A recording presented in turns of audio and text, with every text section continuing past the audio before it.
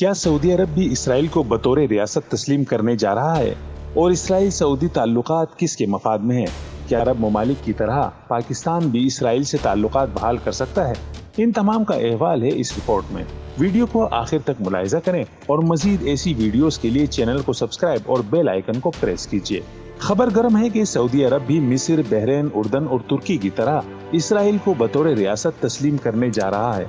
अगरचे इस बात का भी बाज़ाब्ता ऐलान तो नहीं हुआ, मगर इस बात के कवी इम्कानात नजर आते हैं, जिसको इसराइली वजीर खारजा यायर लापेड के सऊदी अरब के साथ ताल्लुकात मामूल पर लाने के बयान से भी तक़वियत मिलती है, जिसके मुताबिक सऊदी अरब से इसका मुआहिदा इसराइल के मफाद में है। इनका ये भी कहना है कि 2020 में होने वाले इसराइल सऊदी ताल्लुकात के हवाले से इब्राहिम मुआहिदे के बाद ये दूसरा अहम इक़दाम है। याद रहे कि इस हवाले से शहजादा मोहम्मद बिन सलमान ने रवां साल मार्च में कहा था कि सऊदी अरब इसराइल को एक मुमकिना इत्तेहादी के तौर पर देखते हैं, मगर इससे कबल कई मसाइल हल तलब हैं।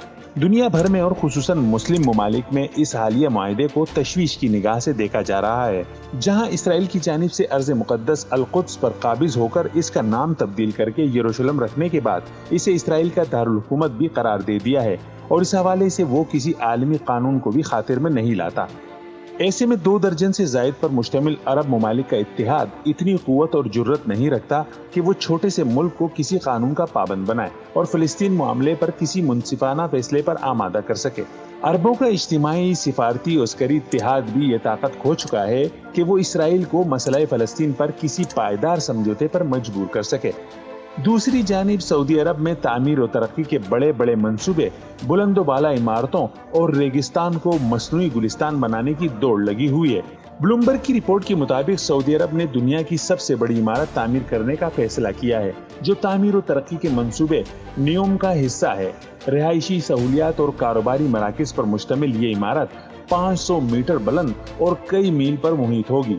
याद रहे कि सऊदी वली-अहद शहजादा मोहम्मद बिन सलमान ने तामीर और तरक्की के मंसूबों का ऐलान 2017 में किया था, जिसके लिए 10,000 स्क्वायर मील का इलाका मख्तस किया गया है।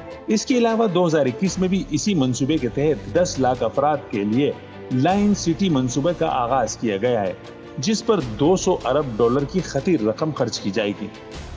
आलमी सतह पर अस्करी कुव्वत के मुकाबले में इक्तिसादी गलबा, अमेरिका के मुकाबले में चीन का आलमी ताकत के तौर पर उभरना और यूक्रेन पर किसी दबाव का कबूल न करके साबिक सुपर पावर रूस की अंगड़ाई लेना बदलती आलमी सूरत हाल का पता दे रहा है।